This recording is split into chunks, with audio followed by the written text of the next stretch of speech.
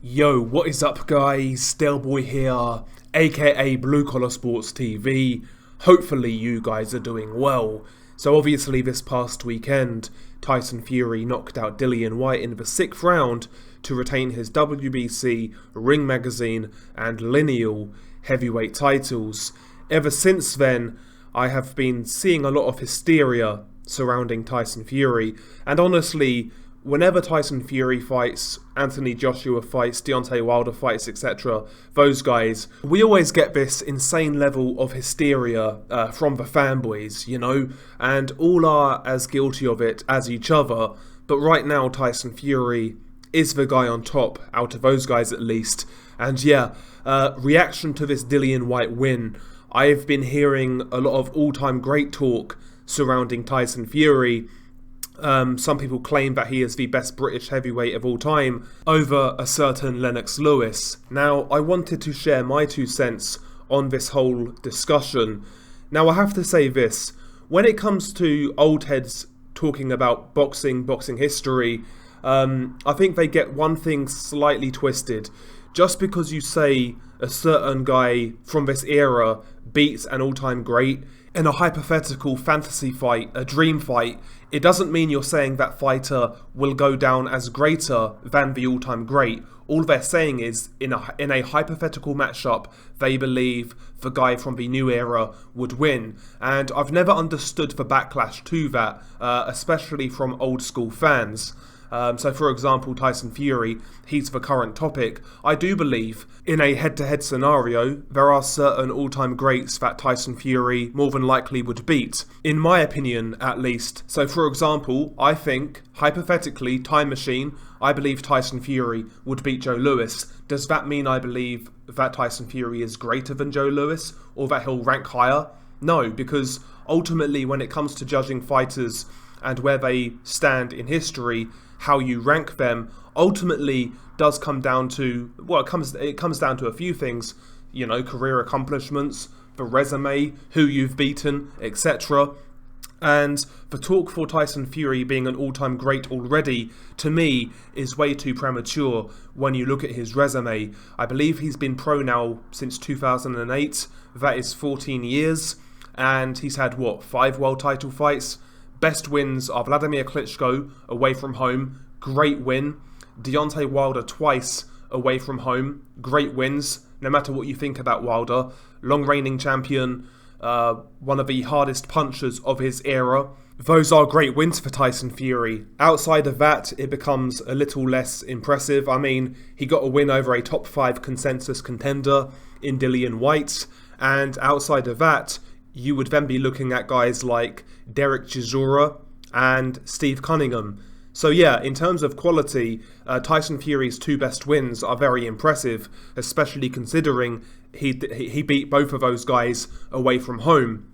So the basis of a really good run is there, but Tyson Fury doesn't necessarily have the consistency or the sheer amount of bodies on his ledger to be considered at that level just yet. Don't get me wrong, Tyson Fury doesn't have to go on and have 20 title defenses to get to that level. You know, quality matters, but ultimately there are guys out there who Tyson Fury hasn't fought yet. I mean, we're talking about all-time great discussions when a certain Alexander Usyk is still in his division, a man who holds 3 of the 4 sanctioning body heavyweight titles. You know, I know he's got to fight Joshua again, but even Joshua, if Joshua were to beat Alexander Usyk in that rematch, then there's a big fight for Tyson Fury right there. And that is a legacy fight. That is a fight in which would improve his resume beyond belief, no matter who it was, whether it be Joshua or Usyk, more than likely Usyk in my opinion. So yeah, I mean, I've got no problem with anybody calling Tyson Fury the #1 heavyweight right now,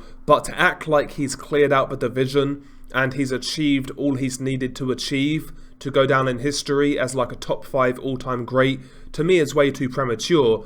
If he retired tomorrow, will he be in certain discussions? Absolutely, in a head-to-head sense, but there's no way you could rank him, say, top 5 heavyweights of all time. He just doesn't have a body of work. Especially considering when he's not yet cleared out his era. I mean, that's another thing I've been hearing, that Tyson Fury has cleaned out his era again. Alexander Usyk is still there, And who knows, maybe Usyk loses to Joshua, then Joshua would still be there. These are still fights in which Tyson Fury needs to improve his legacy. If he beats the winner of that fight, we can go from there. If Tyson Fury at that point decided to retire, no problem at all. But right now, there is still more work to be done. And even if he goes beyond that, you've got the likes of Filip Hrgović coming up, Joe Joyce, etc. So, listen, there's work out there for Tyson Fury. There's guys to fight, there's guys to beat. And yeah, I mean, comparing Tyson Fury in terms of greatness, in terms of legacy, in terms of resume with the likes of Muhammad Ali, etc. is just way too premature as far as I'm concerned. I've got no issue with people saying that he would beat those guys in a fantasy fight. That's a different argument, and that's one thing that these historical guys don't really understand, because I do believe Tyson Fury would beat certain historical fighters, you know, but it doesn't necessarily mean I'll rank Fury above them when it comes to ranking all-time great heavyweights, because the only thing we can measure is what they've done in their time, who they've beaten, etc.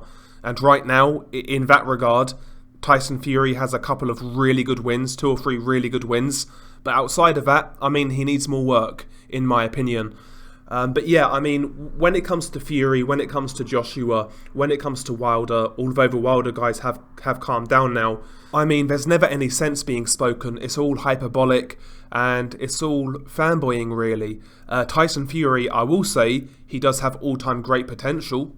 I will say that much. I mean, he's got the ability to beat anybody currently in the division. I believe he'd beat Joshua. I believe he's got a very good chance of beating Alexander Usyk.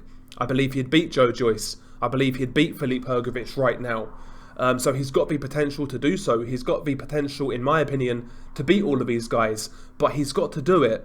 I mean, I've seen people write off Alexander Usyk just saying he's too small. Oh, Tyson Fury's too big. He'd beat him anyway. Why do we need to see it? Are you serious?